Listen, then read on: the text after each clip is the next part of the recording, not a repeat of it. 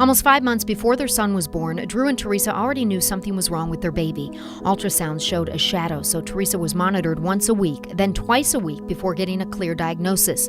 Their baby had gastroschisis, a birth defect in which the intestines stick out of the body through a hole in the abdominal wall and create a wide range of potential complications. We could have him and he would have one surgery and he would be good, or it could be years down the road and he would need transplants. It was rough. It was difficult to try to build on because there was a bunch of I don't knows. 6 weeks before her due date, a regularly scheduled stress test showed Teresa was having contractions. I wasn't hooked up to it for very long before the room was just like swarmed with doctors and nurses, and they told me that I was going to have him that day. Teresa was rushed to UR Medicine's Strong Memorial Hospital. Andrew was born via C-section, his body placed immediately in a bag to keep his intestines intact before being rushed to surgery. Once in surgery, doctors realized Andrew's condition was even more critical. To complicate things with Andrew, his bowel was twisted. Dr. Gitzelman put the remaining intestines back inside the abdomen, hoping that they and Andrew would survive.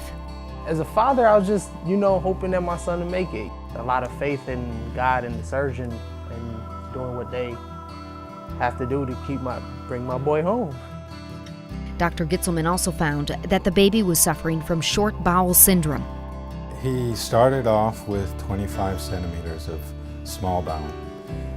Less than 40 centimeters is considered shortcut, which means that you're not able to process the nutrients.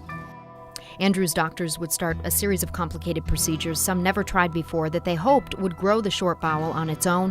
One of the scenarios was to keep one portion of the bowel disconnected and closed at both ends so that it would slowly start to grow by pressure and increase in length. 3 months went by and Andrew was back in the operating room. Dr. Gitzelman found the short bowel had grown significantly and was able to connect it to the colon. Andrew would still need a tube for feeding, but he was finally allowed to go home. This case is clearly on the most difficult side of the surgical capabilities and techniques that we have today. Luckily, he was able to avoid what would have been a bowel transplant. During the following year, Andrew was in and out of the hospital with multiple surgeries, but he was finally able to be weaned off the feeding tube at 18 months. Now at age 2, and other than the scars on his belly, there are no signs of Andrew's rough beginning. To see a kid running around, at 1 year of age after all those procedures is fantastic. There's nothing better. Amazing. Awesome. You look at him and you would never know anything that he went through. He is like a 2-year-old. He loves sports. He loves to read. He loves the color. He's ready for school and the NBA contract.